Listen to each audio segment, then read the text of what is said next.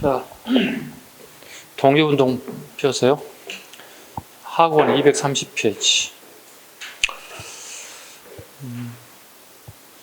이 부분이 이제 우리 수험생들한테 가장 어렵다고 하는 부분이기도 해요. 뭐 일본에서는 불교가 어렵다고 얘기하고, 독립운동이 어렵다고 하시는 분들 되게 많습니다. 근데 독립운동은 또 한 문제가 나오게 돼 있어요. 그래서 기본적으로 꼭 잡고 가셔야 할 부분이다. 230페이지 보겠습니다. 북의 독립운동 기지건설. 국내에서는 우리가 독립운동이 한계점에 봉착됐죠. 왜냐하면 나라를 빼앗겨서는 더 이상 할 수가 없어요. 그래서 1920년대부터는 이제 중국으로 건너갑니다. 그래서 주로 서간도, 북간도, 연해주 중심으로 무장 추정이 이루어지고, 그 다음에 상하이를 중심해서 임시정부 중심으로 예교적 노력을 통해서 독립을 쟁취하려고 하는 방향이 달라졌다. 자, 첫 번째 독립운동 기지건설부터 가겠습니다. 이치를 한번 자주 얘기합니다. 보셔야 돼요. 우리 지도상에 본다면 하나, 둘, 셋, 그 다음에 넷. 이렇게 해볼까요? 1번, 2번, 3번, 4번 볼게요. 서간도, 북간도, 연해주, 상하이. 자, 2번, 3번, 4번 공통적으로 여기는 무장투쟁이에요. 일본 애들하고 말로는 안 통했다는 얘기죠. 이제 무장투쟁하겠다는 겁니다. 대신에 상하이는 임시정부를 기준으로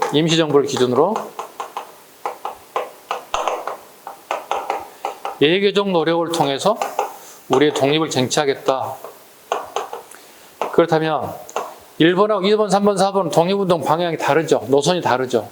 그렇다면 앞으로 무장투쟁을 하는 사람들과 예교적 노력을 독립하는 사람은 결국 뭐가 돼요? 앞으로 무슨 문제가 발생될 거야? 무슨 문제 발생하겠지?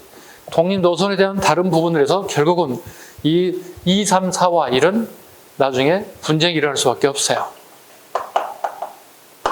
오케이? 그래서 이게 분쟁이라는 게 국민 대표율이라고 불러요.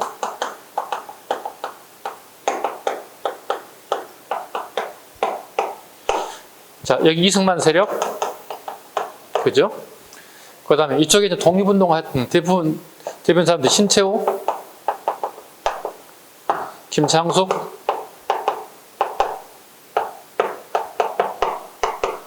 안창호, 이러한 사람들과 이승만 계열 간에 서로 간에 치열한 다툼을 이걸 국민 대표 회의라고 불러요.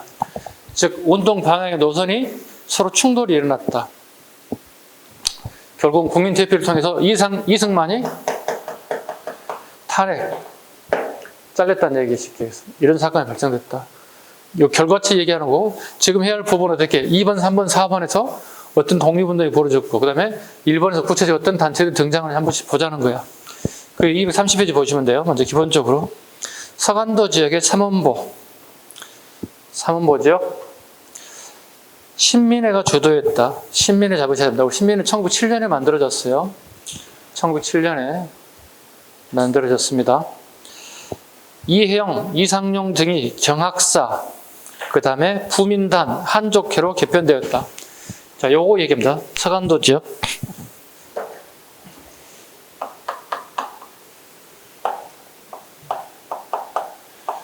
핵심이 이혜영 일가라고 합니다. 육형제죠.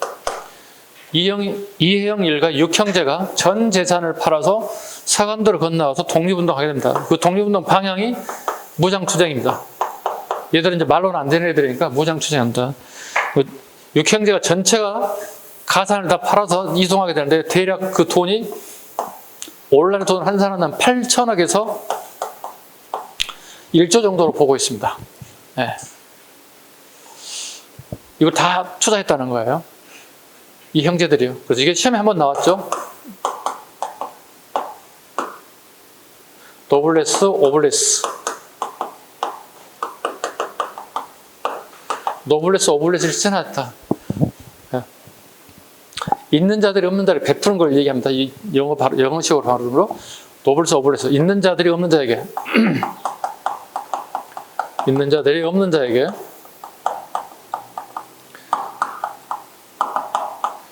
베품을 갖다가 노블레스, 오블레스라고 불러요. 가장 먼저 얘들이 할 게 뭐냐면, 얘들이 노선은 무장투쟁이에요. 무장투쟁인데 문제는 머리에 먹물이 좀 들어가야 돼. 일자무식이면 이게 아무리 교육시켜도 안 통한단 말이야. 아는 게 없단 말이야. 그래서 제일 먼저 하는 게 어떻게? 교육에 투자하는 거야, 애들이. 이 많은 돈을 전부 다 교육을 투자하는 거야. 교육에 투자를 한 다음에 어떻게? 무관학교를 만들 간부를 양성해서 독립운동의 초석을 다지겠다는 방법을 택하게 돼 있어요. 그래서 서간도 지역의 중심으로, 자, 볼게요. 서간도를 중심으로, 서간도에서도 삼원보를 중심으로 여기다 경학사를 설치하게 됩니다. 글자만 따보겠습니다. 서삼경이 되겠네요. 서간도를 잡으셨죠? 서간도 지역을 중심으로 삼원보 지역에 경학사라고 하는 자치기구를 만들었다. 자, 무장투쟁을 해야 되겠는데 속된 말로 벌건 대낮에 우리 한국 사람이 아닌 사람이 인천시에서 총 들고 무장투쟁한다고 총 들고 다니면 어떡해? 되게 시민들이 불안하겠죠. 그렇잖아요. 그 총구가 우리 시민들이 향해 올 수도 있잖아요. 상대 국가, 전혀 우리나라 관계없는 나라가 가지고 무장투쟁은 쉽지 않잖아요. 그래서 경학사라고 하는 자치기구를 만들기 시작했다. 밭갈 경자, 배울 학자, 우리 한자성어에 주경야독 있지. 그죠? 낮에는 밭을 가고 저녁에 공부한다는 거기에 따온 단어가 경학사입니다. 그래서 여기서 저녁에 공부를 하기 시작하는 자치기구적 성격으로 출발했다 보시면 되겠습니다. 그 첫 번째 게 나와 있지. 이혜영, 이상령이 경학사. 먼저 만든 게 경학사다. 경학사가 이제 만주족 애들하고 충돌이 나게 되면서 더 이상 진행하지 못해서 명칭이 바뀌었어요. 부민단, 1912년에. 그래서 경자 동그라미, 부민단의 부의 동그라미. 그 다음에 한족회, 경학사, 부민단, 한족회에서 이렇게 명칭이 바뀌죠. 그래서 한족회에서 만드는 게 이제 신흥무관학교가 되는 거예요. 이게 1919년에 만들어 1920년에 폐교가 됩니다. 이때 우리 독립운동에 척기관 공을 세웠던 초급장교들이 여기서 양성이 되는 시점이 됐다 보시면 돼요. 그래서 서삼경, 그 다음에 경부한, 핵심은 한족회에서 신흥무관학교를 설립했다는 것까지. 오케이? 잘 잡으셔야 됩니다. 양도 많고 이해도 좀 하셔야 되고, 그래서 쉽지만 않을 겁니다. 그래서 한 바퀴 돌았던 분들은 조금 이해가 더 정확하게 와야 되고, 처음 하신 분들은 일단 기초를 먼저 잡아야 되겠다는 생각을 먼저 하시기 바랍니다. 자, 신흥학교 설립 보겠습니다. 민족교육과 군사교육 시행, 독립군 양성했다. 첫 번째 신흥강습소, 일종의 초등학교 수준이죠. 신흥강습소 1911년. 그다음에 신흥중학교. 요즘 말하는 여기서 말하는 신흥중학교는 원래는 중고등학교를 얘기하는 겁니다. 중고등학교 과정을 배웠다. 그러고 난 다음에 대학을 가야 되는데 대학을 갈 수가 없으니까 신흥무관학교를 설립해서 초급장교를 양성했다. 그리고 1920년에 폐교가 되었다. 그래서 훗날 이 초급장교들이 주로 어디로 가서 이제 일을 할 것인가 보시면 얘들이 이렇게 한다고, 이렇게 가고 이렇게 발령난다고 이제 졸업했으니까. 그래서 봐봐, 여기를 북노군 정서군이라 불러. 여기를 서로군 정서군이라 불러. 여기 가서 근무를 하게 되는 거예요. 이거 뭐냐? 우리나라는 현재 정부가 없잖아요. 무정부잖아요. 나라가 빼앗겼잖아요. 그래서 민족의 지도자들이 우리 한반도 내에서는 무장투쟁이 불가능하잖아요. 일제 완전 다 잡혔으니까. 그래서 간도지방을 건너가 독립운동을 하기 시작한다고. 민족 지도자들이 서쪽에서 북쪽에서 모여서 군을 조직하고 그 군이 정부 역할을 대신하겠습니다. 서쪽에 있는 군인들이 우리가 정부 역할을, 서자는 대신할 서자예요. 대신하겠습니다. 우리 군이 정부 역할을 대신하겠습니다. 그래서 이걸 서로군, 정서군, 북노군, 정서군 이렇게 얘기하는 거예요. 이 대표는 여러분 아시는 이게 김자진 장군이 활동했던 곳이기도 합니다. 오케이? 그래서 초급장교 양성, 졸업한 애들이 서간도와 북간도 지역을 중심으로 발령나기 시작해서 바탕에 지휘관으로서 활동하기 시작했다. 북간도 가본다. 북간도 여기 갑니다. 이제 위치 잘 보셔야 돼요. 마구잡이식의 얘기하는데 지도가 내 머리에 들어와야 돼. 북한도 갑니다. 서전서숙, 서숙 머물 숙자, 서전서숙 머물 숙자. 즉 그 지역은 서전평야에다가 학교를 세웠다는 뜻이에요. 이상용 선생님이 중심이 돼서 서전평야에다 학교를 지었다. 그러니까 이게 학비가 없어요, 애들이. 그러니까 먹여주고 재워주고 하는 거야. 그러니까 아무리 돈이 많더라도 그냥 자금이 바닥에 날 수밖에 없어요. 그래서 서전소속이 자금난으로 문을 닫게 됐어요. 그런데 그 옆에 명동학교라는 학교가 있죠. 명동학교라는 게 있죠. 서전소속이 자금난으로 문을 닫았어. 그런데 여기에 졸업생 출신이 좀 안타깝게 생각한 사람이 있어요. 그 사람이 김야견이라는 사람이에요. 김야견이라는 사람이 만든 게 이제 명동학교를 만들게 됐어. 자비를 들여서. 본인도 이 학교를 졸업했으니까 학교 자기 모교를 좀 살리고 싶겠지. 여러분 그렇잖아요. 여러분 뭐 최소한도 고등학교에 자기 모교에 대해서 약간 애착심은 좀 있을 거 아니야. 우리 학교가 마음에 들지 않더라도 졸업하고 난 다음에 그래도 내 모교인데 이런 애착심은 좀 있을 거거든요. 특히 고등학교는요. 그래서 명동학교를 만들게 되었다. 요거의 후신이라고 보시면 돼요. 이렇게. 지금 현재 명동학교는 지금도 있어요. 조선족들이 가서 다니는 학교에 오늘날 중학교예요. 그래서 우리나라에서 교재를 보내줘요. 국가적 차원에서 지원해 주는 거예요. 우리나라에 배운 중학생들이 보는 교재들 있잖아요. 국어, 수학 이런 교재를 보내서. 근데 명동학교 유명하게 된 이유가 있습니다. 여기 유명한 인사 두 분이 졸업생이 있어요. 문익환 목사. 우리 국어책에 나오는 윤동주 시인. 윤동주 시인 모르면 간첩이겠지, 그죠? 그렇잖아. 우리 중학생만 되면 윤동주 시인 배우잖아요, 그죠? 네, 문익환 목사는 우리 1980년대 민주화 운동했던 인사입니다. 1980년대 민주화 운동에 참여했던 인사. 그 대표 인사들이 YS, DJ 등등등 이런 사람들과 80년대 박정희 독재 정치에 항거했던 대표적인 인물 중에 하나가 문익환 목사. 종교인이 이렇게 민주화 운동한다는 게 쉽지가 않잖아요, 그죠? 근데 종교인들이 나서기 시작했다는 거, 그 다음에 윤동주는 뭐 설명할 필요 없는 인물이기도 하다. 북한도적 대표적인 학교다 보시면 되겠습니다. 그 다음에 중강단 봐야 됩니다. 중강단이 시험에 되게 잘 나올 수밖에 없습니다. 자, 중강단은, 자, 볼게요. 원래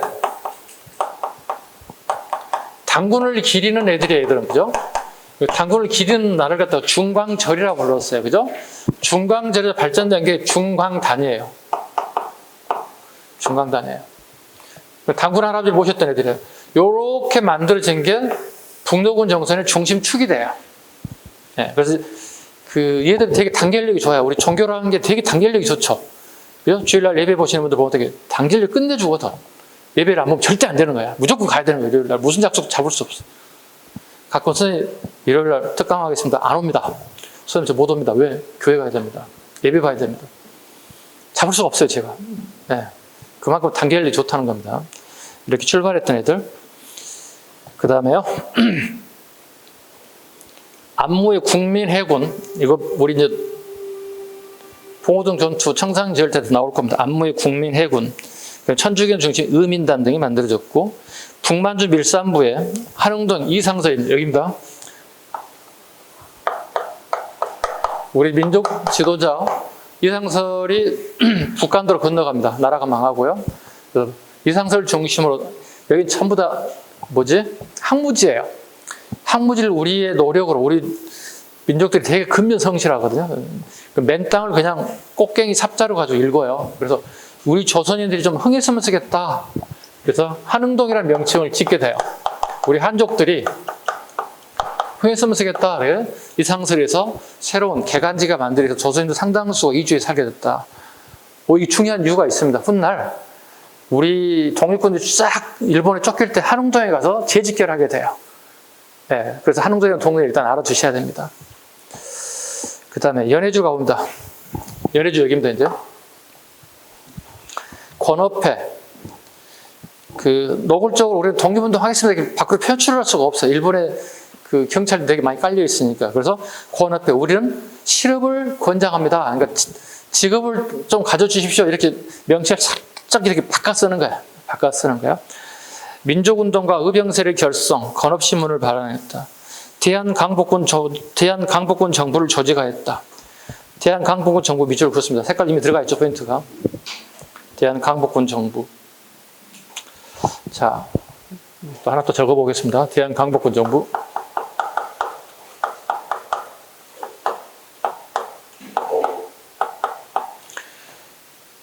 이게 1914년에 만들어 1914년에 문을 닫습니다. 만들지 말지 1년도 안 되는 상태에서 문을 닫았다는 얘기가 되는 거잖아요. 이유가 있습니다. 우리가 1차 세계대전이 있어요. 14년부터 1918년까지 1차 세계대전 기간이에요. 오케이? 자, 여기에 러시아하고 일본이 같은 연합군으로 참전하게 돼요. 근데 일본 애들이 러시아한테 압력을 가합니다. 저기 아저씨들, 아니 전애들 조선 애들이 우리나라 싫다고 하는지 모르겠어요. 저 나쁜 애들 아니에요? 같은 연합국으로 참전하는 당신들 힘을 써야 되지 않겠어요? 그래서 러시아의 압력으로 인해서 어떻게 대한 강국 정부는 문을 닫았다는 뜻이에요. 그렇다면 1차 세계대전 1918년까지라고 했잖아요.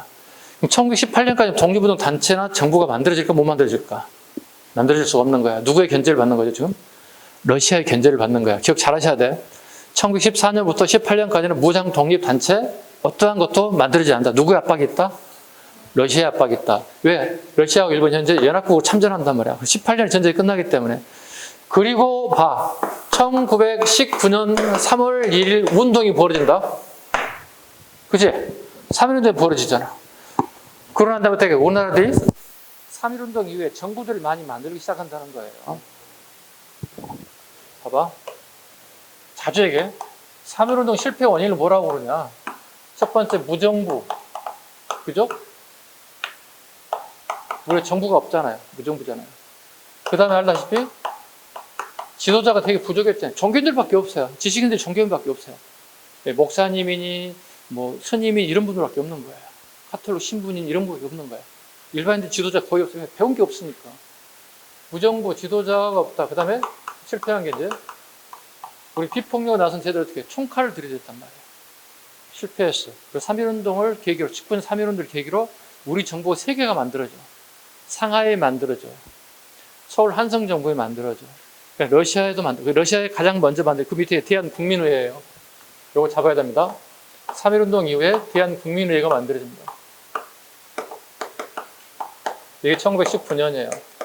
이게 우리 임시정부 최초예요. 3.1운동이 최초로 만들어진 게 대한국민의회예요. 연해식. 그 다음에 한성, 상하이 이런 순서로 만들어지거든요. 그래서 세계 정부가 있던 건 말이 안 되는 거잖아요. 그래서 상하이를 중심으로 하나의 정부만 통합되는 거예요. 1919년 9월에. 이게 상하이 임시정부 이렇게 되는 거예요. 그 상하이 임시정부의 초대 대통령의 이승만, 국무총리 이동희 이런 사람들이 만들기 시작하는 거예요. 한 10분 사이에 막 쏟아 부었어요. 여러분들한테. 그죠? 이해하는 사람 이해하고 이해 못하는 사람 어쩔 수 없어. 계속 책 봐야 돼. 안 보면 이해할 수 없어요. 그리고 궁금한 것은 선생님 언제든지 찾아와. 선생님 무서워하지 말고 두려워할 필요 없어. 언제든지 찾아와. 네. 쉬운 사람이야. 막 찾아와. 선생님 전화번호도 공개해줬잖아. 선생님 전화번호 보는 사람 좀 알려줄게요. 선생님한테 쉬는 시간에 문자를 보내. 근데 선생님 수업 시간에는 제가 타하고는 수업 시간에 답변을 못해요. 참고해 주시기 바랍니다. 왜 답변을 안 해주시? 수업 중인가 보다. 이렇게 생각하셔야 돼요. 오케이? 가끔 어떤 친구가 막 덕촉해. 왜 답변을 안 해주십니까? 선생님 짜증나죠? 자기 시간만 생각하고 내 시간 생각 안 하는 거야. 공부하다 보면 다 자기 중심으로 돌아가는 거야. 그거 아니잖아. 그죠? 공부는 자기 중심으로 돌아가지만 질문은 자기 중심으로 돌아갈 수 없잖아. 상대성이 있으니까. 그죠? 그것 좀 이해 좀 해주셔야 됩니다. 조금 답변이 늦을 경우도, 아, 선생님 수업 중인가 보구나. 아니면 수업에서 선생님 개인 용무를 볼 수도 있잖아. 밖에 나가 일을 본다든가 뭐 이럴 수도 있잖아. 그런 건 좀 이해해 주시기 바랍니다. 좀 이따 알려드리겠습니다. 전화번호는요. 네. 다음. 카페를 이용해도 돼요. 어디요? 카페 통해서 질문하셔도 됩니다. 카페는 아시죠? 모르는 사람 있어요? 오늘 처음 오신 분들 모르겠구나.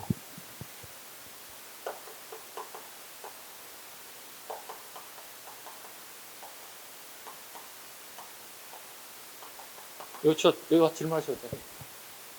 그 다음에 자료 가져가셔도 돼요. 네, 마음대로 가져가셔도 돼요. 무료입니다. 돈 받는 거 없으니까 그냥 가져가셔도 됩니다. 근데 쉬는 시간에 쳐보셔도 돼요. 네, 마음대로 쳐보셔도 돼요. 자, 이어서 갑니다. 세 번째 보시기 바랍니다. 한인 사회당, 사회주의 계열들이 하는 게 있어요. 하바르스 푸쿠, 상해파 고려공산당, 이르츠쿠파 고려공산당. 이거 좀 이제 심하긴 해요. 좀 이따 다시 할게요. 그 다음에 스탈린의 명령에 따라서 연해주 한인을 중앙아시아로 강제로 했다. 1937년. 이거 별편 3개 하겠습니다. 요즘 최근에 잘 나옵니다. 1937년에 스탈린에서 우리 한인들이 강제 이주됩니다. 엄청난 인원이 강제 이주됩니다. 도중에 뭐 몇만 명이 희생 기차 안에서 한 달 이상 계속 그 기차를 타고 중앙아시아 그리고 강제 이주해서 엄청난 희생을 따랐던 대표적인 사건. 이주한 목적은 러시아 애들이 일본인과 조선인이 구분이 안 된다는 명분으로, 즉 조선 사람들이 스파이 활동, 간첩 활동을 하더라도 일본인인지 한국 사람들이 잘 구분 못 한다는 명분으로 싹 다 이주시켰어요. 강제로 이주시켰어요.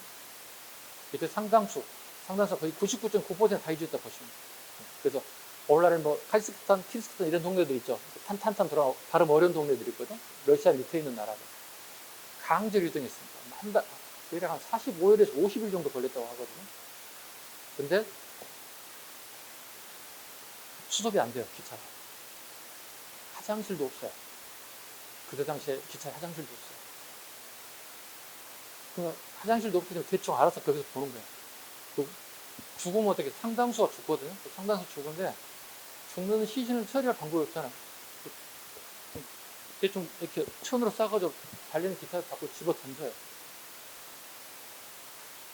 그게 시신 처리하는 방법이었어요.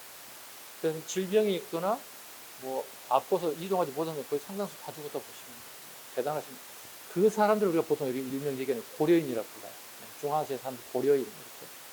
그다음에 중국적인 사람들이 보통 조선족 이렇게 표현하면 조금 다르긴 합니다. 상하이가 보다. 상하이는 아까 방금 얘기했다시피 여기는 무장투쟁이고 얘기 정도를 통해서 독립을 쟁취하려고 하는 세력들이다. 동제사, 이스달 정도 갑니다. 신한혁명당, 이상설 등 있다고 갑니다. 그냥 갑니다.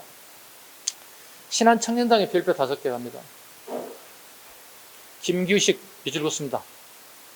김규식은 미국에 유학한 사람이고요. 박사학위를 받은 인물이고 5개국어가 가능한 인물입니다. 그 시기에 5개국어라는 얘기는 대단한 거잖아. 우리는 지금 교육제도 빵빵해 봐도 5개국어는 그냥 하나도 못하잖아. 지금 영어도 모두 빌빌거리고 있잖아. 천재인 거죠, 이 사람은. 파리 강하에 파견했다. 1919년 1월 잡습니다. 독립청원서를 작성, 대표를 파견, 이후 임정에 의해서 파리 이원으로 임명되었기에 파리 강하의 대표 회원으로 임정의 활동으로 봅니다. 그러니까 상하이 임시정부 잘 봐봐요.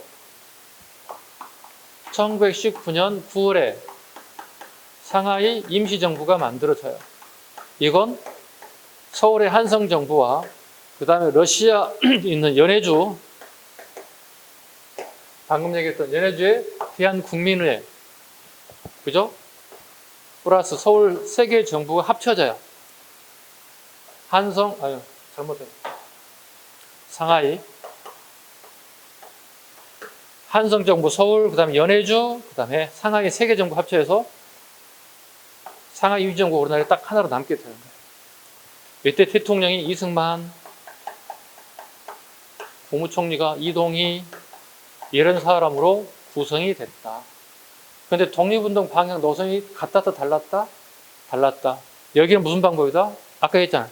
예교적 노력을 통해 독립을 쟁취하겠다. 대신에 서간도 북한도 연해주는 뭐야? 무장투쟁을 통해서 일본을 격파시키고 독립하겠다. 이 애들이 어떤 애들인데 우리나라에 말로 하면 가져가세요 할 사람들이 아니라고 한다는 얘기죠. 당연히 트러블이 발생될 수밖에 없다는 거예요.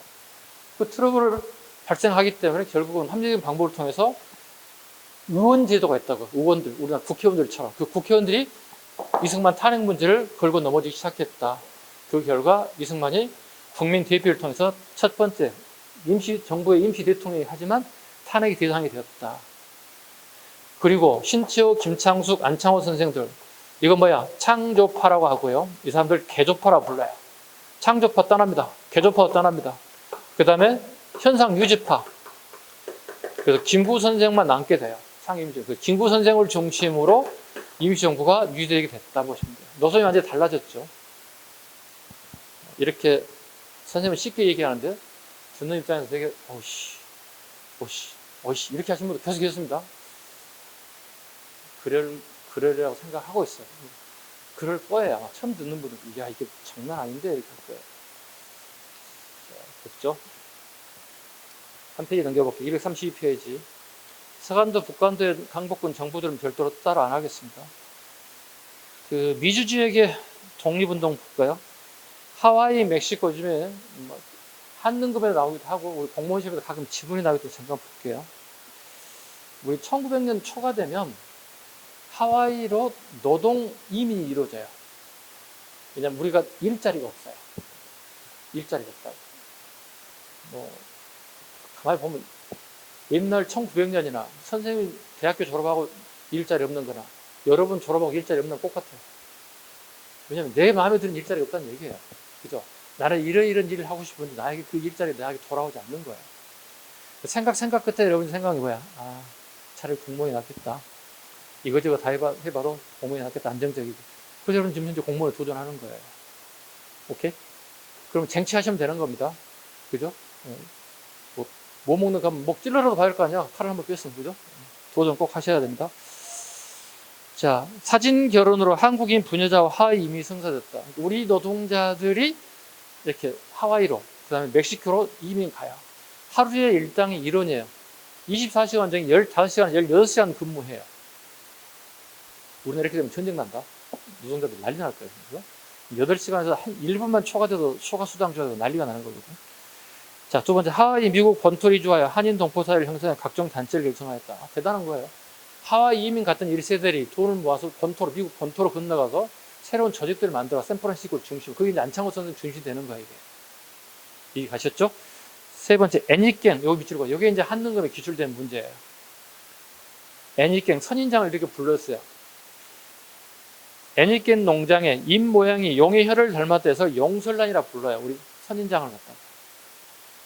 하와이 노동력이 부족해 선교사 호로스 알렌의 부탁으로 고정을 설득하 1월에 처음으로 102명, 1905년 103명을 멕시코로 각각 이주시켰다. 노동 이민이에요. 대한인 국민의 별표 3개. 안창호가 샌프란시스코에서 공립협회를 조직. 안창호는 왜 여기 갔을까? 안창호는 신민회가 해체되죠. 그죠? 신민회 해체되면서 어떻게 해요? 할 게 없어요. 미국을 건너가야 돼요. 미국에 건너가서 샌프란시스코에서 공립협회 조직이었던 여러 단체를 통합하여 결성하게 됩니다. 대한인 국민회입니다. 원래 출발점은 국민회였어요. 원래는. 원래 기존에 안창호 만들기 전에 원래 단체는 국민회예요. 국민회가 앞에 대한인, 그러니까 미국에 와 있는 한인들 다 끌어모은다는 뜻이에요. 대한인 국민회가 만들어진 거예요. 그래서 대한인 가로치고 화살표 이쪽 잡어. 그리고 어떻게 합쳐지면 대한인 국민회가 되겠지. 오케이? 샌프란시스코 본부가 설립되고 160개의 지방회가 설치되었습니다.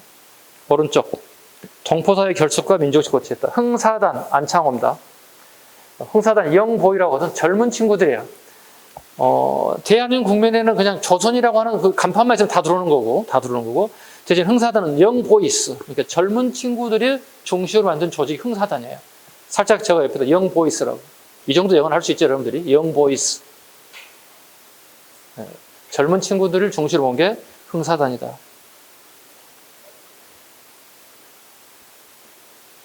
기타 가겠습니다. 끝부분에 하와이의 대조선 국민군단 조직 쭉 밑줄고 별표 칩니다. 그 박용만, 자 봐봐요. 공간이 좁아지는 자꾸.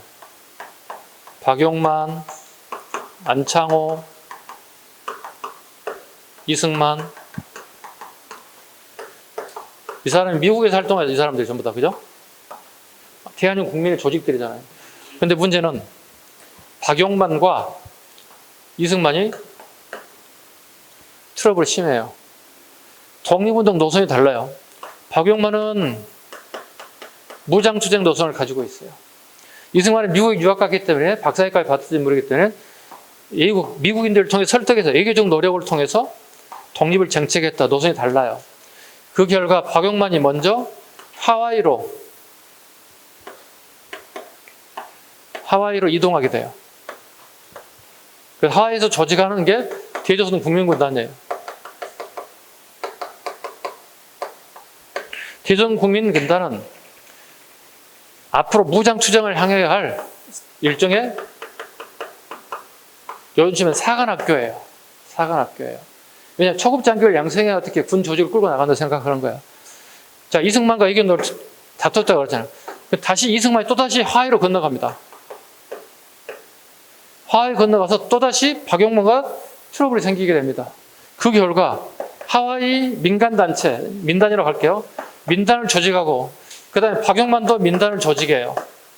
하와이는 이승만 계열과 박용만 계열로 이렇게 이분화돼 버렸어요. 지금도 21세기 지금 2022년에도 하와이에는 민단이 두 개로 쪼개져 있어요. 이승만 계열과 박용만 계열로. 그만큼 이승만 이분은 이런 게 있어요. 항상 어느 자리든 간에 캡틴을 해야 되는 욕심꾸러기예요. 욕심꾸러기. 캡틴이 아니면 죽어도 못 참는 성격이에요. 그러니까 어떤 민단의 짱도 해야 되고, 오케이? 독립운동 당체도 짱을 해야 되고, 정보 수립도 짱이 돼야 돼요. 예. 그래서 되게 트러블 메이커, 요즘 말로 치면. 그래서 되게 많은 사람들이 트러블 메이커로 작용했던 인물 중에 하나가 이승만이다 보시면 되겠습니다. 그래서 또 우리나라의 정부 수립하고 난 다음 48년 8월 15일 초대 대통령이 되기도 하죠. 임시정부 대통령이기도 하고 초대정부 대통령이기도 하고 항상 짱 이렇게 나가는 분이에요. 또 나이도 많이 드셨고 또 자존심이 되게 세죠. 미국 가서 박사학위 받은 게 쉬운 건 아니에요. 그 당시에. 지금도 미국 가서 박사학위 받는 게 쉬운 건 아니잖아요. 근데 그 시기에 미국 가서 박사학위 했다는 것은 대단한 일이긴 해요. 근데 박사학위는 박사학위고 독립운동이잖아요. 이 부분 때문에 되게 지금도 역사가들이 좋은 평을 받지 못하는 인사 중에 하나가 이승만이에요. 예교적 노력을 쟁취하는 거 좋아요. 좋잖아요. 근데 다들 이렇게 갈 때 혼자만 이거 하겠다고 하니까 이게 이제 서로 트러블 생겨서 싸우면서 독립운동이 일어나되지 못하고 이렇게 2분등, 3등등, 5분등이 되는 거예요. 이게 이제 비판받는 거예요. 하나로 모아야 돼요. 그죠? 같은 민족이라니까. 이게 좀 이제 아쉬운 부분이기도 하다. 비판하면서 좀 아쉽다. 그렇다고 우리가 막 무시하는 건 아니에요. 어쨌든 간에 공은 인정하고 비판할 것도 비판하는 겁니다. 그 다음에 멕시코의 숙무학교. 이거 한등급에 나왔다, 작년에. 이것도 밑으로 가야 돼. 그러니까 우리나라 사람들은 하여튼 사람만 모이면 무조건 교육이야. 그래서 학교를 만들어. 숭무니까 무를 숭상한 학교라는 뜻이에요. 무를 숭상한, 이것도 마찬가지로 군 초급장교를 만드는 학교를 봐야 돼요. 구분 잘 하셔야 됩니다. 하와이는 대조선 국민군단이고 멕시코는 숭무학교입니다. 됐죠? 이렇게 간단하게 20년대 간단한 독립운동 회의에서 하는 내용 정도 약간 브리핑 들다기 한번 쭉 갔어요. 선생님 브리핑도 여러분 되게 진지하게 받아들여서 네. 제가 몸둘 바를 모르겠습니다. 저도 아닌데 이렇게 몸둘 바를 모르게 진지하게 받아들이고 있어요. 지워도 됩니까? 지워도 돼요 이제? 책에 다 있는 거 얘기하는 거야. 설명만 한 거야 그냥. 그렇게 사진 찍어서 나중에 정리하셔도 돼요. 오케이? 자, 지웁니다. 자, 이건 기초 작업 한 거고요. 이제 본격적으로 무장투쟁사에 대한 부분을 하겠습니다. 무장투쟁사가 재밌어요. 선생님은 재밌습니다. 수험생이 어렵다는 건 선생님 역으로 재밌습니다. 역사적이고.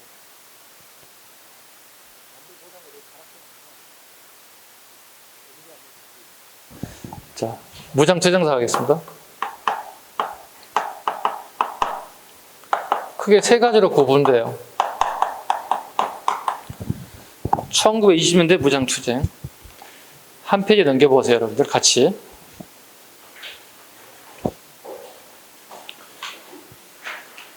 한 페이지가 아니라 두 페이지 넘겨야 되겠다. 237페이지.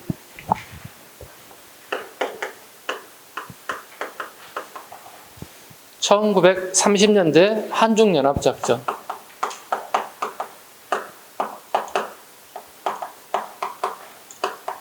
또 한 페이지 넘겨볼게요. 300 중반 보겠습니다. 238페이지. 중국 간내 무장투쟁 보겠습니다.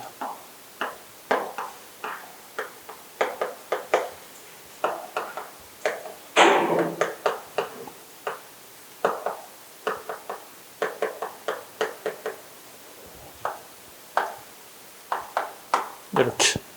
그게 세 가지 테마여서 여러분들과 같이 한번 하겠습니다. 다시 앞으로 갑니다.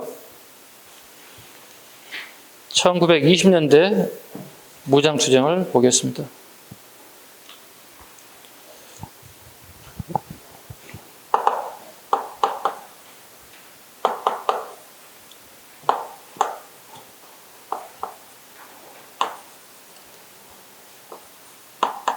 이렇게. 결론부터 먼저 얘기하겠습니다. 1920년대는 거의 안 나옵니다. 너무 쉬워서요. 오케이? 출제자가 난이도를 쉽게 하려면 20년대 나오겠죠. 최근 5년 동안 20년대 나온 게 하나도 없어요. 최근 5년 동안. 거의 대부분 여기에 난이도가 좀 있는 거예요. 어차피 이걸로 난이도 조절할 거예요. 왜냐면 20문제 다 맞으면 100점이잖아요. 100점 주기 싫거든요. 난이도 조절용으로 좀 어려운 거 하나씩 낼 거거든요. 오케이? 네. 요건 좀 암기로 하면 간단히 해결되면 보훈청 간대유입니다. 보훈청 간대유. 네. 첫 번째 이제 봉오동 전투부터 하나씩 보도록 하겠습니다. 여러분은 233쪽 피해주시면 돼요. 네. 봉오동 전투 가기 전에 여기에 삼둔자 전투라는 게 하나 있어요.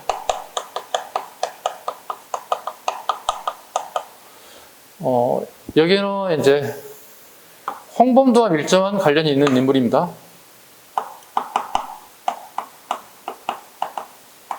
홍범도 장군에 대한 얘기입니다. 자, 보훈청 간대유니까 어떻게 충청도 사투리 같지 않아요? 뒤에 유자가 붙으니까. 그죠? 보훈청 간대유. 간단하잖아요. 앞글자만 따서 붙이면 돼요. 자, 보자는 봉오동 전투가 되겠습니다. 봉오동 전투 볼게요. 자, 지도를 살짝 좀 조그맣게 그릴게요. 여기가 압록강, 여기가 두만강이에요. 이 정도는 알겠죠? 그리고 두만강 밑에 여기가 백두산이에요. 오케이? 내가 이거 할 때 물이 어떻게 흐르나 물어보거든요. 백두산에 비가 오면 물이 거의 밑으로 흘러내릴 거 아니야. 그러면 이게 압록강으로 내려올까요? 어떻게 될까요? 물어보거든요. 어떻게 내릴까요? 물 흐름이? 지도가 이렇게 되면 이게 이렇게 빠지는 거야. 이렇게 빠진다. 우리 그림을 그리게 되면 이렇게 돼 있잖아, 원래. 영토는. 이렇게 낮은 지역으로 물은 빠지게 되는 거예요. 이렇게 하는 사람들이 압록강으로 물줄기가 내려오겠다 이렇게 생각하시는 분들 계신다는 거예요. 오해하지 마시고. 자, 삼둔자는 여기 있습니다. 압록강 건너 여기 있습니다. 여기 삼둔자입니다. 자, 원래 봐봐.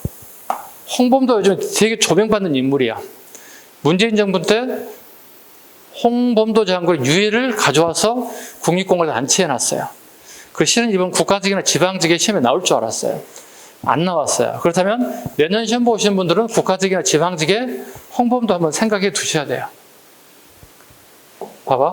홍범도 장군. 이 사람은 원래 평양도 사람이야. 이쪽 사람이야. 평양 군관학교를 졸업하기 위해서 간 사람이야. 이 사람은 어렸을 때 군인이 되고 싶은 게 꿈이었던 거야. 근데 학교를 졸업하지 못해서 가정 상황이 좋지 않아요.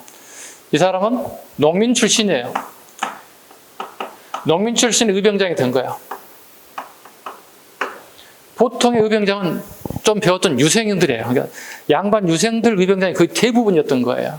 그런데 우리 알다시피 처음으로 을미, 을사, 정미할 때 을사병 때 처음으로 홍범도 같은 사람들이 처음으로 을미 때 정미병 처음으로 홍범도가 등장하기 시작하거든요. 을사할 때는 이제 신돌사라는 사람이 등장하고요. 이 사람은 정미의병장 출신인 거예요. 오케이? 근데 실패하죠. 왜? 정미병장들이 경기도 양주에서 13도 창의군을 만들어.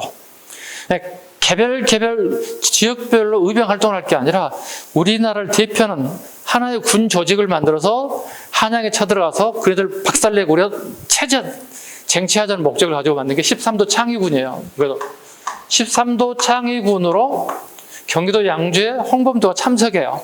대신에 이 사람은 함경도를 대표하는 세력이에요. 원래는 여기 다니다가 함경도를 건너가요. 그래서 함경도에서 이 지역에서 뭐 산수갑산 뭐 여기 있어요. 요 지역죠. 응?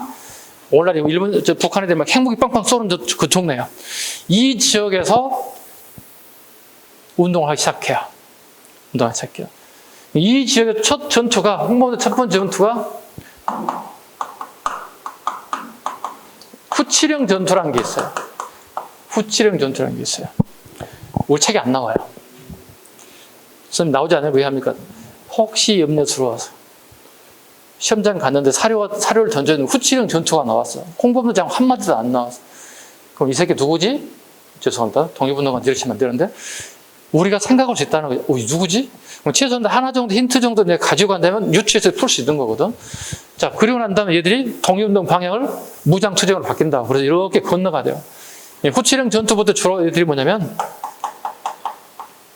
얘들은 산포수로서 생활을 영위했던 애들이야. 그러니까 동물을 사냥해서 그걸 갖다가 시장에 내다 팔아서 생활을 영위하는 사람들이야.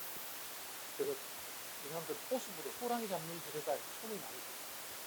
후치령 전투에서 승리하게 되고 건너서 두만강 건너서 여기에 한분산 지역에 자리를 잡고 있어.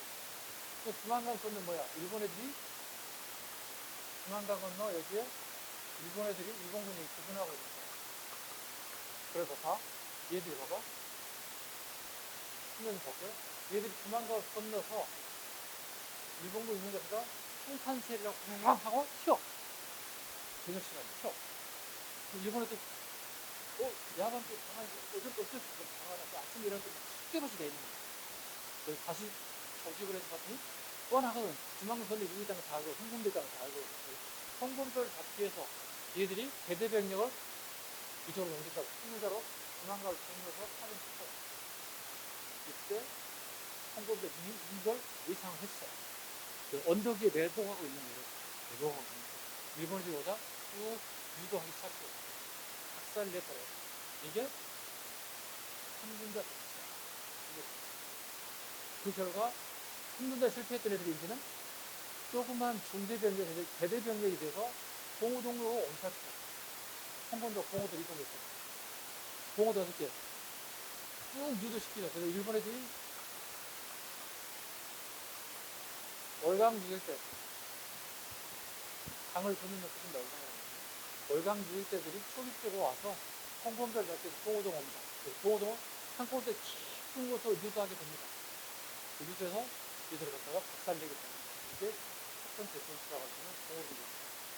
그러니까 우리 역사를 공부할 때 공무원 수준에 치는 거의 대부분 봉우동 전투를 최초의 전투 승리 이렇게 잘 당했습니다. 근데 엄격히 따지면 한 달 전에 있었던 삼전 전투가 먼저 했어요. 이건 책에 넣는 이유와 저는 얘기하면 혹시 3분전 전투가 나왔는데 선후관계를 물어본다면 그럴 수 없잖아. 봉우동전투 승리하죠. 자, 그렇다면 일본 애들은 연대병력으로 들어와요. 여성분들이 연대 결의선 몰랐어요. 저는 생각하면 돼. 그죠? 훨씬 더 많은 숫자를 일본군들이 지원을 받아서 홍범도에 혈안이 되어 있어요. 홍범도는 봉우동전에 승리를 했고, 근데 이들이 잡기 위해서는 뭐야? 중국 본토인 만주로 들어와야 되는 거야. 근데 문제는 중국에서 허락을 하지 않아요. 허락하지 않는 상태에서 군이 들어오면 이건 문제예요. 생각해봐. 일본 애들이 우리 허락 없이 인천 앞바다 강화도 쪽을 통해서 일본군이 10만 명이 죽는 생각을 보여주고 있을 수 없는 일이잖아요. 그래서 감정한테 일본의 그런 생각을 보일 수 없는 일이잖아요. 중국이 허락을 받지 않아. 그러면 일본이 깨를 내는 거예요. 이게 일명 훈춘 사건이라고 불러요. 훈춘에는 일본의 공사관이 있어요. 파포스에 공사관이 있어요. 공사관에 직원들이 근무하고 있어요. 그래서 일본 애들이 훈춘에 무슨 일을 하냐면 공사관에 자객을 보내서 마백단이라고 보통 얘기해요. 만주족 마백단들이 매일 돈을 사가지고 공사관 있는 훈춘 지역에 일본 공사관을 공격하게 돼서 일본 직원들이 10몇 명 죽어요. 즉 외교관들이 다 죽었고.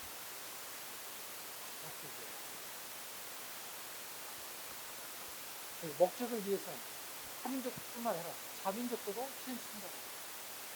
그리고 출정 명분이라고요. 출정 명분을 만들어서 중국 본토를 건너가기 위해서 훈춘 사건을 위해서 잔인함의 극치가 보이고 있는 사건 중에 하나가 훈춘 사건이다. 그리고 난 다음에 일본 본토, 일본 애들이 중국 간도지역을 본격적으로 들어가기 시작합니다. 그게 일명 유명한 청살리 전투예요. 이때 봉원에 있던 홍범들은 청살리로 건너오게 돼요. 홍범도에 대한독립이라고 합니다. 홍범도의 대응에서 주로 사냥꾼들을 구성되어 있고 헌팅했던 이런 애들이 주로 여기 쫙 잡아봤습니다. 이제 청살리에 추가할 겁니다. 근데 우리 한 페이지 넘겨보시면 청살리 전투에는요 여러 부대의 합작품이라고 보시면 돼요. 청살리 김자진의 북로군 전투 꼭 기억하셔야 돼요. 김자진의 북로군 전투는 홍범대 대한독립군, 안무의 국민해군 이게 쫙 있어요. 김자진 3개 정도 무조건 잡아야 돼요. 더 있습니다. 김자진의 북로군 전투는 홍범대 대한독립군, 안무의 국민해군 등 연합부대가 일본 부대를 쭉 유도시킨다. 꼼짝하게 유도시킨다. 결과 청살리를 포함한 동해를 청살리를 대표 청살리 전투를 할 뿐이지 급박산 바로 승리한 전투하고 대군평, 완루구, 천수평, 아랑천, 그 다음에 맹대골 전투, 망기부 전투, 시부 전투, 천보선 전투, 고등어 전투 되게 많은 전투 한 10개 정도 중에 산에서 이렇게 여기 보시면 이렇게 되어 있습니다. 시골 마을이 이렇게 산자라고 해서 이렇게 되어 있습니다. 여기 중간중간에 마을들이 이렇게 집단 출을 이루고 산다. 그 사람들이 공익군들이 다 여기 들어가 있는 거예요. 산 꼭대기에 언덕에 다 올라가 있는 거예요. 얘들이 쭉 들어오게 돼 있어요. 여기 들어올 때마다 총을 쏴게 되면 어디 들어가게 돼요. 김자진 장군의 지혜에 따라서 사격 명령이 내릴 때까지 꼼짝 않고 숨어 있는 거예요. 얘들이 마을 여기 쭉 계속 들어오는 거예요. 쭉 들어오는 거예요. 얘들이 올라가고 이끼짝 막 올라가고 이때 이제 김자진 장군의 명을 따라서 아까 그 초급 장교들 기억나시죠? 그죠? 신흥 무관학교 졸업했더니 서로군 정도 국민을 파견했다고 그래요. 얘들이 이제 최말단부 지휘부를 통해서 얘들이 전투가 이루어지기 시작했어요. 여기서 승리하게 됐어요. 그러면 우리 역사에서 최초의 일본군 전투의 승리가 청살리 첫 번째가 일본어도 청살리 김자진 장군 한번더 청살리 승리하게 됐어요. 끝이 아니에요. 일본이 많은 걸 지금 외계인명 얘기하는 간도 참변이에요. 우리에게 태어난 다음 얘들이 복수를 하기 목적으로 간도에 있는 우리 조선인들, 조선인 학교, 그 다음에 주택 모두 다 불지르고 처참하게 살인한 사건, 이걸 간도 참변이라고 불러요. 보실까요? 일제의 보복이었다. 약 3개월 동안 한인마을 학살 방화, 1만 명이 사망, 2,500개의 민가와 20여 개 학교가 불탔다. 다수의 무장 대원들은 이동하기 시작했다. 그게 대한독립군단이에요. 이 사람들이 쭉 올라왔죠. 이렇게. 여기가 밀산부 한웅동이에요. 밀산부 한웅동으로 이동하게 돼요. 최소한도 6, 7개 부대가 이동해 왔어요. 우리 혹시 군대 다녀오셨어요? 아, 그래요? 언젠가 가시겠죠? 아, 그래요? 면접 받으신 거예요? 공익? 부럽다. 현역 다운 사람들, 이렇게 대충 갔다 온 사람 되게 부러워. 네. 자, 우리 남자분들, 너 군대 다니신 분들 손 한번 좀 들어줘봐. 다 안 다녀온 사람들이다. 선생님 다녀왔네? 그죠? 군대 가면 가장 생명이 뭐냐면 명령이에요. 지휘교통이에요. 그러니까 상급자가 명령하고 예스맨이 돼야 돼. 그게 아니고요. 이러면 안 되는 거야. 군대는 되게 중요한 게 뭐냐면 지휘체계거든요. 옛날에는 지휘체계를 잡기 위해서 막 구타하고 막 욕설을 하고 이게 대부분이었어요. 그러니까 예전에 군대 사건, 사고 되게 많았던 거예요. 근데 요즘 신세대 애들은 그게 잘 안 통해요. 구타하고 막, 군대 생활 하기 싫으면 나가버리는 거야. 집에 와버리는 거야. 네. 와가지고, 엄마 나 못하겠어요. 이제 마마보이처럼 와가지고, 군대 갔더니 막 구타하고 욕설하고, 밥도 잘 안 먹이고, 뺑뺑이 돌리고, 못하겠어요. 엄마 좀 해봐요. 엄마 무슨 힘으로? 엄마 때는 한심하겠죠. 어떻게 하지, 얘를? 아들이니까 또. 이런 문제들이 계속 도출되게 돼요. 자, 얘들이 와서 지휘체계를 만들기 위해서 하나의 군 조직으로 만든 그게 대한독립군단이에요. 여기 총책임자가 서일이에요. 서일이에요. 자, 대한독립군단을 보겠습니다. 밀산부 한웅동으로 왔습니다. 밀산부 한웅동 아까 이상설 선생이 터를 잡았던 곳이라고 얘기했습니다. 자, 독립군은 일본군 총공세를 피하고 재정비하게 소련과 중국의 국경지대인 밀산부 집결했다. 서일 밑줄 꼽아요. 서일을 총재로 대한독립군단을 편성하고 약소민족의 민족운동을 지원하겠다는 러시아의 적군의 약속을 믿고 적군의 밑줄 긋습니다. 적군은 러시아의 빨갱이 부대들이에요. 네. 약속을 믿고 1912년 자유시 그 동네 이름이 스보보든인데 스보보든이 우리말로 번역하면 자유란 뜻이에요. 그래서 자유시에 직결하게 되었다. 김자진, 홍범도, 이범석, 지청정 독립군 대사적으로 했다. 김자진은 X정원이죠. 김자진은 건너가지 않았어요. 오타예요. 김자진은 내가 왜 가 거기를 남의 나라를 갔다가 러시아까지 내가 갈 이유가 어디 있어? 김자진은 가지 않습니다. 김자진은 가지 않고 한참 뒤에 얘들이 실패하자 내려옵니다. 오른쪽 끝에 봐봐. 오른쪽 페이지 신민부에 봐봐. 신민부에 김자진 장군 기다리다 신민부를 조직해요. 신민부라고 밑줄 꼽아요. 거기 오른쪽 하단부에 235쪽에 김자진 장군은 러시아 땅에 가지를 않아요. 가지 않고 기다려요. 러시아로 자유시로 갔던 사람들이 실패하고 난 다음에 다시 헤쳐 모여 갔을 때 신민부를 조직했던 사람이 김자진 장군이에요. 그런데 김자진 장군이 즉 공산주의 총탄을 맞아서 김자진 장군이 서거해요. 그래서 이 신민부는 김자진이 통솔하게 됐다 그때 있잖아요. 김자진 군이 아까 총탄을 맞고 죽었다고 그랬지. 총탄을 맞고 죽자 이때 지청천이 신민부를 끌고 가는 거예요.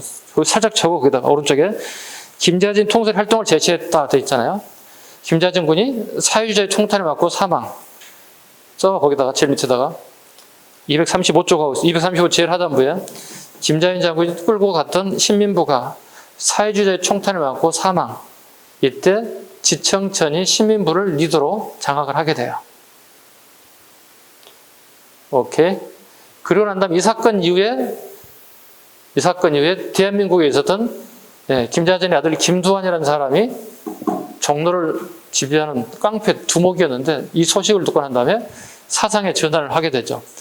그러니까 종로를 잡는 게 즉 깡패들 나와버리라고 하잖아요. 그 지역을 잡는 게 문제가 아니라 자기 아버지의 죽음이 사회주의자 총탄을 맞은 것에 대해서 이제 흥분하기 시작해요. 그래서 김자진이 그래서 어떻게 정치 깡패로서 등장하기 시작하고 사회주의자를 갖다 몽둥이를 잡아 두들겨 패는 일들을 하기 시작해요. 자기 아버지의 존재 자체도 몰랐던 사람이 아버지가 김자진이었던 사실을 알고 그 위대한 사람이 청살리 영웅이 자기 아버지였다? 일제강점기 어마어마한 사건이 터진 거죠. 그 이후부터 이제 정치하는 방향으로 약간 돌아가기 시작해요. 자, 그 다음에 자유시 참여 갑니다. 자, 이제 볼까요? 스보보든이 또는 스바보든이라고 합니다. 자, 보세요. 러시아상을 좀 잠깐만 볼게요. 러시아 제정 러시아라고 부르거든. 제정이라는 말은 황제가 지배하는 나라라는 뜻이에요. 근데 황제가 지배했던 이게 끝나가기 시작해요. 제정 러시아가 이제 막 달려가고 끝나가는 상황이에요. 제정 러시아의 군인들이 100군이에요. 100군이에요. 그 다음에 사회주의 혁명을 갖다가 레닌이 주장했고 스탈린에 의해서 사회주의 혁명이 이루어지기 시작한다고. 얘들 적군이라 불러요. 붉은색 길을 단 애들이야. 적군이야. 자, 봐봐. 제정 러시아 애들과 적군이 이렇게 있어요. 자, 스탈린 부대들이 스보보든으로 대한 독립군단을 초대한 거야. 왜 초빙했냐면 자기네 나라의 사회주의 국가를 안성하기 위해서 군이 약간 부족해. 숫자가 부족해. 그럼 좀 더 누군가 조금만 더 더하기만 몇 개만 더 해주면 좋겠는데 생각이 한다는 거지. 적군 입장에 보니까 아니 군인 숫자도 별로 많이 되지 않는데 일본 애들한테 붙어가지고 얘들 안판해버리는 거, 깨버리는 거야. 얘들 봐라? 얘 보통이 아닌데 얘들이 조선 애들이. 그래서 그 애들을 콜한 거야. 왜? 얘들이 오갈 데가 없어졌어.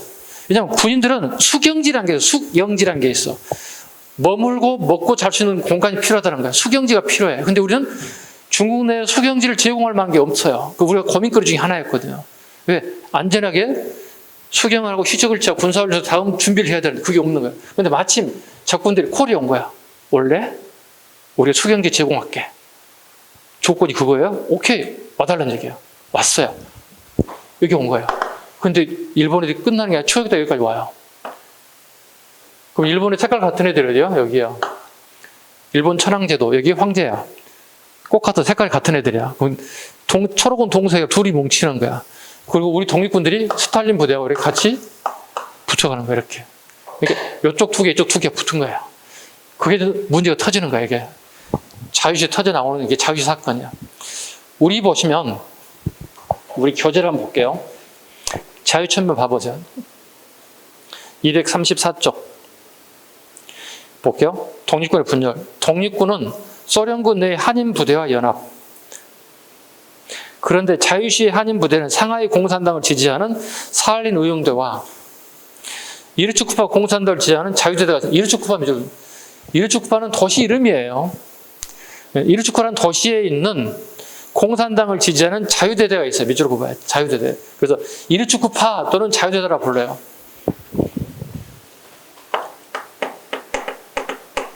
이르츠쿠파 또는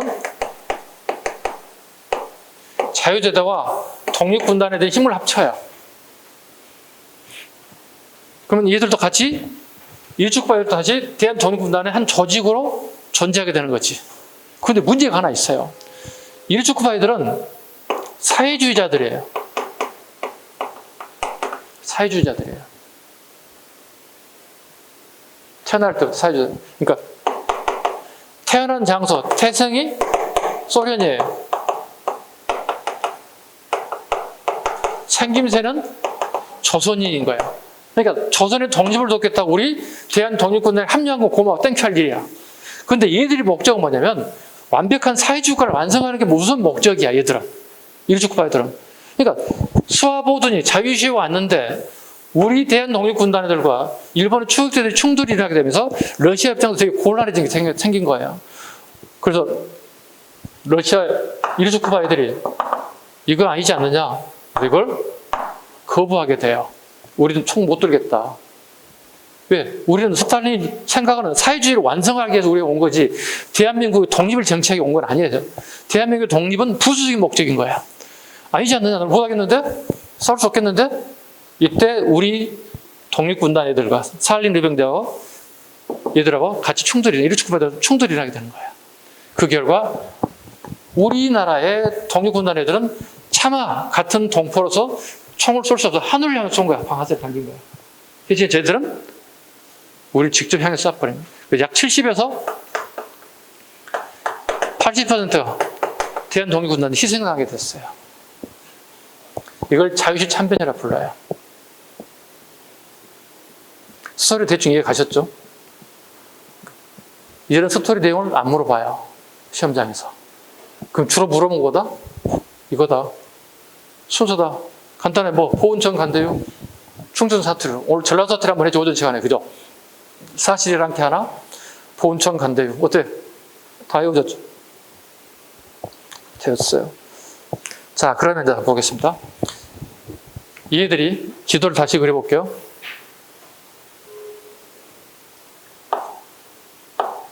여기 자유시라 쳐봐. 실패했잖아. 있을 수 없잖아. 남의 땅에서. 다시 남쪽으로 내려와야 되겠지. 데려와 이렇게.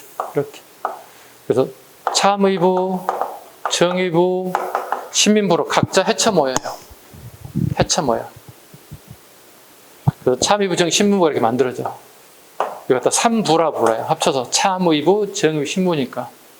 근데 여기는 기능이 있어요. 각자 통합이 아니라 참의부, 정의, 신민부 다 전부 다 두 가지 기능이 있어요. 행정기능과 군정기능 다 가지고 있어요. 각자. 행정기능이란 뭘까요? 행정부 성격을 가진다는 뜻이에요. 그 그 지역에 살고 있는 조선인들에게 세금을 거두는 거야. 이 지역에 살고 있는 사람들에게 조세를 걷는 거야. 왜? 국가를 운영해야 되니까. 뿐만 아니라 군정기능을 가졌어요. 우리 조선인들을 어떻게 징병할 수 있는 거야. 저 지역에 살고 있는 징병들을 갖다가 할 수 있어요. 그래서 각자 사무부, 정의, 신민부는 행정기능과 군정기능을 각각 가지고 있어요. 각각 가지고 있어. 근데 끝이 아니야. 일본이 또 추격해 와. 또 추격해 오는 거야. 지독실이 오는 거야. 야, 안 되겠다. 우리끼리 통합운동하자. 이걸 일명 삼부 통합운동이라고 불러요. 삼부 통합운동을 하게 돼요. 힘을 모으자. 끝나는 게 아니라 일본이 또 옵니다. 얘들 잡겠다고. 그 맺은 게 일명 미스야 협정이라 불러요. 미스야 협정이란 조선 총독부의 경무총관인 미스야라는 놈이 있어요. 넘버 2라는 사람입니다. 경무총감하고 만주족 우진, 만주족 총책임자 장장리라는 사람이에요. 장장리라는 사람인데 장장리 밑에 우진이라는 사람이 만주족 총대장이에요. 이 두 사람 간에 미스야 협약을 맺게 됐어요. 미스야는 경무총관과 만주족 우진이라는 사람, 이 사람은 장장린 산하에 있던 사람이에요. 만주족 총대빵이 장장린입니다. 장장린 산하에 있었던 우진과 맺은 조약이 미스야 협정입니다. 미스야 협정이라고 곧 이겁니다. 영어로 원티드라고 합니다. 원티드. 우리 영어 잘하는 사람 없나? 우리 미국 어디 갔어? 수업 안 들었나 보네? 현상 수배법입니다. 우리 옛날 미국의 서부 시대 보면, 서부 영화 보면 범죄 짓고 도망간 사람들 있잖아요. 어떻게? 우리 경찰에서 보면 현상 수배법 붙잖아요. 식당 같은 데 가끔 붙기도 하고, 신고하면 얼마 주겠다, 체포하면 하겠다. 신고하면 얼마, 생포하면 얼마, 도저히 생포할 수 없으면 어떻게? 사살해서 시신을 가져오면 얼마, 이런 식으로 맺어진 게 미스야 협정이에요. 우리 독립군을 탄압하는 방법론을 얘기하고 있어요. 이게 미스야 협정이다 보시면 됩니다. 이해 가셨나요? 한 페이지 넘겨봅니다. 236쪽입니다. 236쪽입니다. 236쪽에 보시면 이 조직 3부가 두 개로 다시 쪼개집니다. 국민부와 혁신회, 넘버 10 보세요. 국민부와 혁신회 밑줄 긋어요. 국민부, 혁신회 밑줄 긋어요. 국민부, 혁신회 봅니다. 자, 지도를 다시 한번 또 그려보겠습니다. 이렇게.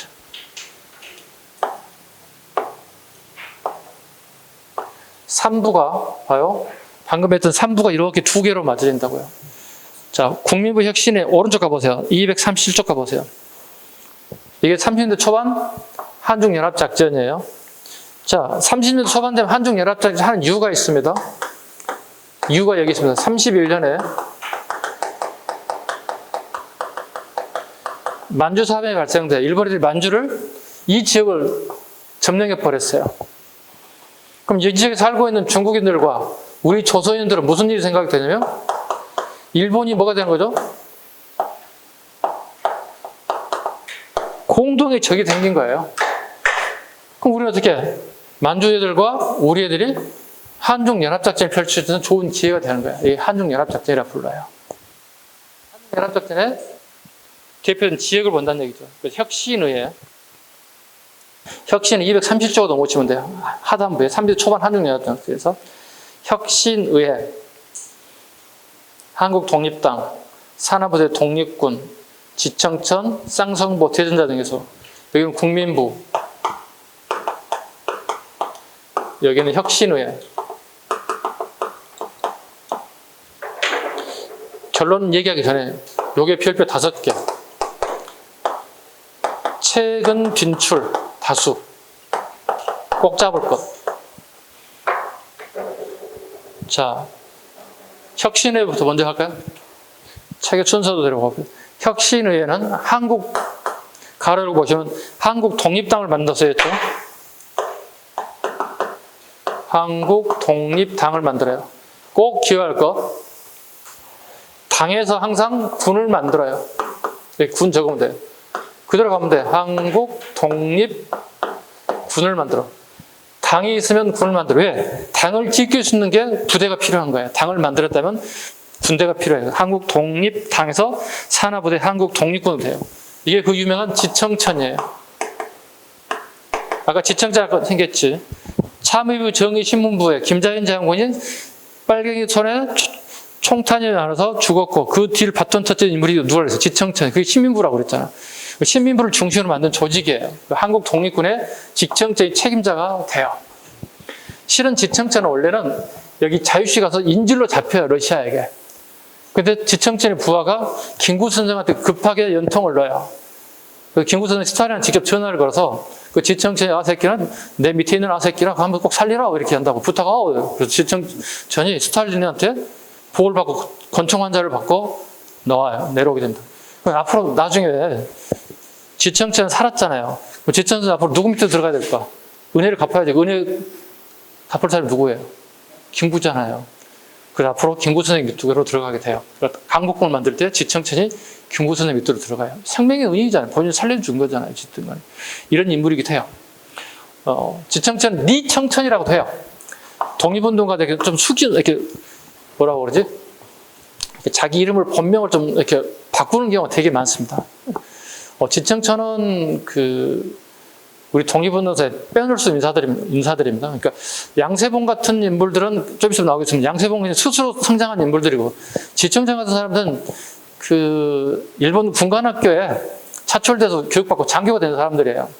근데 이제 만주에 출전했다가 이건 아니지 않느냐, 조선군 초탕에 대한 작전, 그래서 탈출하게 돼요. 탈출하게 되면서 상당수가 우리 독립운동으로 헌신하는 사람들 빠져나오는 인물들을 보시면 돼요. 그게 대표적인 인물이 지청천 같은 인물이다 보시면 돼요. 자, 지청천 보겠습니다. 자, 한국 독립군을 조성하게 됩니다. 한국 독립이 짱이 됐다고 생각하면 됩니다. 어디에서? 이 지역에서. 자, 그리고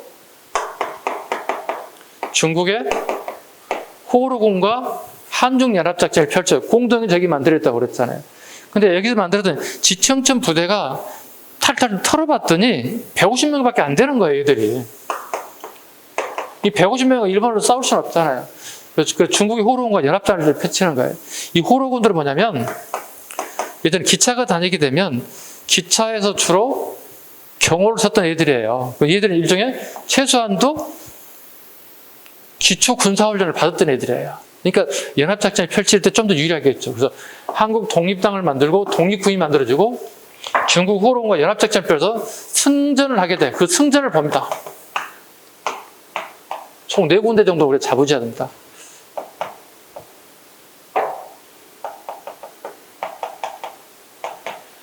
이렇게. 혹시 당구 칠 줄 아는 사람? 당구, 빌리아드 없어? 야씨, 여기는 어떻게 당구 치는 사람이 없어? 당구 치는 사람이 다 여기 좋거든요. 우리나라에 당구가 들어온 것은 동경에서 들어왔거든요. 도쿄에서 들어왔거든요.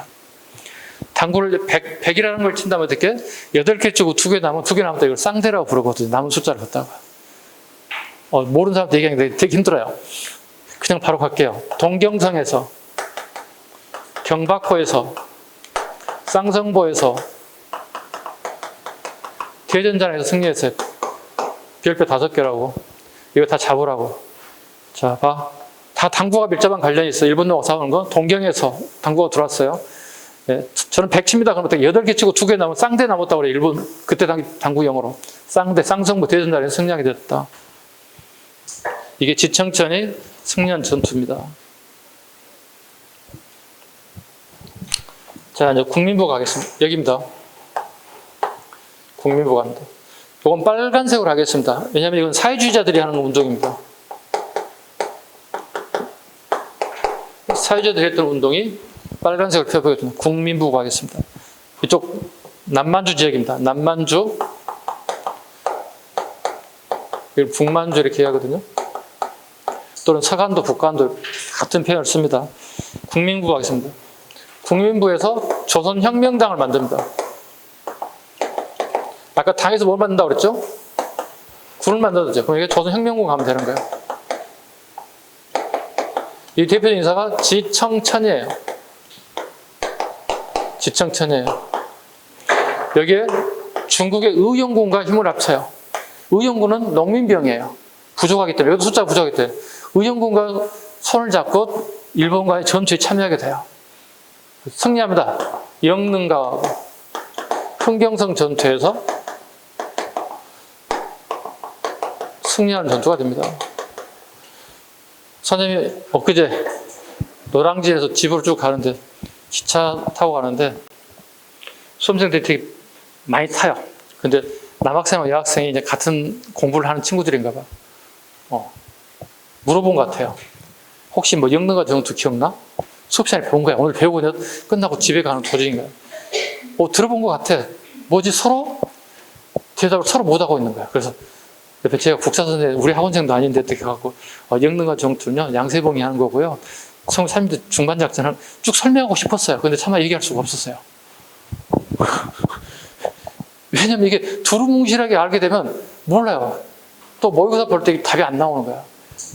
선생님 이거 낼 때 무조건 나온다고 봐야 되겠죠. 모의고사 무조건 낸다고 봐야 되겠죠. 오케이? 모의고사를 낸다면 즉 전혁명당하고 한국독립당, 한국독립군과 전혁명군이 지청장과 양세봉의 전투를 내가 구분할 수 있는지 물어본단 말이야. 무조건 물어본단 말이야. 그래서 별표 5개로 오늘 가장 중요한 거 하고 있어. 오늘 통틀어 가장 중요한 거 있다. 근데 아쉽게요. 양세봉은 책에도 나왔지만 잘못된 정보를 받고 출전했다가 결국은 사망하고 말아요. 양세봉이 좀 아깝죠. 자, 봐보세요. 이런 얘기를 또 하겠습니다. 우리가 지금 현재 우리 일반 사회에서 얘기되는 게 뭐냐면 사회주의 활동했던 사람들이 독립운동했다가 돌아가신 분들을 우리가 보훈청에서 어떻게 대우를 해야 될 것인가 문제가 되게 사회적 논란거리 중에 하나였어요. 특히 속된 말로 사회에서 말하는 빨갱이라는 얘기야. 빨갱이를 어떻게 우리나라의 독립운동가로서 우리가 추존할 수 있겠느냐. 그래서 딱 명확하게 선을 그어줬어요. 학교에서도. 해방 이전에 독립운동했던 사람들은 사회주의자였던 민족주의 관계없이 독립운동가 인정해주자는 거야. 그런데 사회주의 활동을 했던 사람, 독립 이후에도 똑같이 하게 되고 북한에 넘어가서 하게 된 사람들은 독립운동가 보기 좀 어렵지 않겠느냐. 그러니까 그 전까지만 평가하자는 거야. 해방 전에. 왜냐면 해방 전에는 사회주의가 뭔지 모르고 사회주의 된 사람도 있고 민족주의가 뭔지 모르고 민족주의 된 사람이 많아요. 왜? 지금처럼 이데올로기를 확실히 공부한 사람들이 아니에요. 우리가 학기실처럼. 또 이렇게 여러분들 이런 운동이 있다는 처음 배운 사람들도 있어요. 지금 현재. 오천에 저 처음 들어요. 중고등학교 들어본 적이 없어요. 이렇게 할까요? 김구 선생을 알겠어요. 근데 김구 선생 나오지도 않아요. 지금 이렇게. 오케이? 자, 봐봐. 20년, 30년대는 독립운동사에 사회주의자의 독립운동가 시험에 잘 나오는 사람 딱 정해져 있어요. 첫 번째 아직 나오지도 않았어. 김원봉, 김두봉, 양세봉. 특징이 재밌지 않나? 봉, 브로더스, 쓰리봉이잖아요. 그 뭐야? 원봉, 두봉, 세봉. 이런 거 되게 좋아. 이름도 되게 좋아. 원봉, 두봉, 세봉. 봉, 브로더스들. 쓰리 브로더스. 원봉, 두봉, 세봉. 원봉, 두봉, 세봉. 봉. 이 사람 저 대표적인 사회주의자 원, 투, 쓰리예요. 사회주의자 가장 잘 나온 사람 김원봉, 김두봉, 양세봉. 오케이. 선생님 모의고사에 이미 이거 출제됐어요. 뭔지를 모르지만 말을 하지 않겠죠. 이미 출제돼 있어요. 네. 오케이. 이게 1930년대 초반 한중연합작전. 한중연합작전 이유는 만주사변을 통해서 공동의 적이 만들었기 때문에 야, 둘이 합쳐보자. 이거예요. 236쪽으로 넘기지 마. 236쪽에 보면 거기 보시면 고천부 전투가 있어요. 고천부 전투는 김일성이에요. 쉽게 얘기해서. 자, 봐봐. 그런데 앞으로 우리 독립운동가들이 만주에서 할 수가 없어요. 왜? 그게 사단병력이 들어와요. 두 개 사단병력이 들어오게 돼요. 그러면 사단병력이 어마어마한 거야. 어마어마한 병력이 들어오는 거야. 그럼 이 지역, 간도 지역에서는 우리 독립군들이 활동을 할 수가 없는 거야. 자, 봐봐. 양세봉은 전투에 나갔다 죽었다고 그랬지. 그 다음에 지청천은 더 이상 할 수 없어서 남쪽으로 내려와. 중국 본토로 내려온다고. 그럼 이 간도 지역에는 아무도 없는 거야. 무주공산이 된 거야. 무주공산에 김일성이라는 자식이 딱 등장하는 거야, 여기에. 이 지역이 딱 등장한 거야. 그래서 김일성이 고천부 전투에서 승리하게 돼요. 자, 고천부 전투 갑니다. 연도에 외우고 싶다. 1937년입니다. 자, 김일성이 뻥 터진 이유는 뭐다? 누구도 없다? 지청천도 없고 양세봉도 사망하고 그 지역에 살고 있는 조선인들이 가장 희망사항이 뭐냐면 그 시대의 엄마들이 하는 게 뭐냐면 우리가 아들을 낳아서 교육시켜서 무장 투쟁하는 독립군을 보내는 게 꿈이야. 대단한 거야, 이것은. 왜? 자기 자식을 사지에 모는 거잖아. 자기 나라의 독립을 위해서. 정신력, 그때 그 당시 어머니들 정신력 대단한 거잖아요. 대단한 거잖아요. 간도 참변을 당해서 완전 싹쓸이 당했어, 우리가. 완전 불타고 다 죽어버렸어. 그러면서 살아남은 사람들 그 자식을 다시 길러내서 독립국으로 보내겠다는 그 심정. 생각이 대단한 거예요. 마인드 자체가 엄청나게 강성한 거예요, 이게. 아들을 낳아서 키워서 교육시켜서 독립군 되는 게 꿈이라는 거잖아요. 아무도 없어요. 근데 김일성 짱하고 등장한다고. 자, 봐. 김일성 봅니다. 동북항일연군의 1로군 2군 육사단 김일성지 국내 진공작전을 벌이기도 했다. 37년 조국강복에 밑줄 그어요. 함경도입니다. 함경도에는 조국강복회의 지원 아래 동북항일연군과 일부가 해산진에 일본 강공도 습격, 함경도 보천보의 일본 경찰 주재소와 면사무소를 공격한 보천보 일대를 일시 점령하였다. 우리 기록으로는 3명 죽었어요. 보천보 전투에서. 지나가는 행인, 그 다음에 아줌마가 애를 등에 업고 갈 때 아이가 하나 죽었어요. 그 다음에 경찰이 한 명 죽었어요. 우리는 축소, 북한 애들은 뻥튀기. 그러니까 서로 자기 중심의 역사관이 들어가 있어요. 보천보 전투. 왜? 우리는 김일성을 굳이 역사책에서 쓰고 싶지도 않고 과대 포장하고 싶지 않은 거예요. 그래서 김일성은 보천보 전투의 영웅이 되기 시작해요. 그리고 일본의 추격에서 도망가는 데게 김구 선생 밑으로 가는 게 아니라 러시아로 도망가 버렸어. 그 러시아에 해방될 때까지 숨어 지내게 돼. 그리고 해방된 전국에 우리가 신탁 통치가 결정되죠. 남과 북이. 미군 애들 하지 중장에 쓰리사가 와서 직접 우리를 통치하게 돼. 러시아는 좀 통치 방식을 바꿨어요. 러시아군이 가긴 가는데 통치는 조선인을 선택해서 하겠다는 뜻이야. 북쪽에 뛰어난 인사가 누굴까 북한 애들, 러시아 애들을 살펴보는 거야. 그때 첫 번째 등장한 게 조만식이에요. 민족주의 주도자 조만식 선생이에요. 조만식 선생이 종교를 가지고 있어요. 개신교예요. 예루살렘 목사라는 얘기가 있어요. 사회주의 국가에서는 종교를 인정하지 않거든요. 그래서 어떻게 될까? 받아들일 수 없잖아요. 조만식이 NO, 캔슬. 그래서 어떻게 하지? 러시아들이 보니까 자국 내에 또 다른 새끼 하나 보이고 젊은 새끼 하나 보이거든. 그게 김일성이에요. 너 가. 그래서 김일성 장군 카퍼레이드 개선식 하는 거야. 김일성이 보천보 형 김일성 막 난리 구슬 피우게 된 거야. 예를 들면 꽃가루 뿌리고 평양시에 난리가 난 거야. 그래서 김일성이 된 거예요. 그게. 그때 나이가 뭐 32살인가 됐다는데 뭐. 평양시에 놀래잖아요. 한 50좀 지긋하신 분이 오겠지 했대. 근데 새파란 애가 와서 내가 김일성이 이렇게 오니까 그게 김일성이 된 거예요. 이게. 그게 후손들 오늘날까지 북을 끌고 나가는 거예요. 이게 보천보 전투. 기억하실 거. 보천보 전투와 관련된 부분은 딱 김일성 하나밖에 나올 게 없다. 그래 안 나와도 상관없어. 근데 지문에 가끔 나온다. 단독문제 절대 안 나온다. 왜? 교수들이 김일성 단독문제 나오면 어떻게 될까? 국정원에 바로 전화 온다. 진 교수님, 제가 오늘 몇 시에 가질 테니 교수실에 계세요? 무서워서 출제 못합니다. 그렇잖아요. 선생님도 출제한다면 김일성 단독문제 낼 것 같아요. 못 내줘. 굳이 국정원 가서 신문 받겠어요? 그게 아니고요. 안 통하는 거예요, 여기는. 안 통하잖아요. 근데 지문에 나올 수 있어요. 근데 공무원 시험에 나오기 되게 어려워요. 근데 우리 편제상 김일성이 보천보 전투가 있다는 정도는 가장한 거예요. 네. 그 다음에 페이지 넘겨봐요. 중국 간내부장 투쟁해야 되는데 시간 관계상 잠시 쉬어갈게요. 네, 쉬어가겠습니다.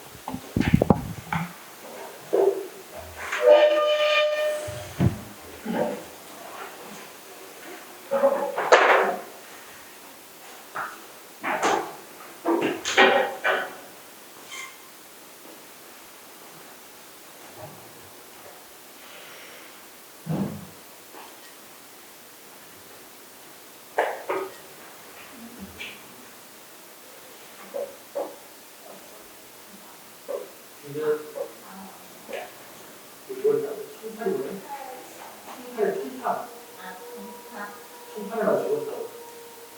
사회주의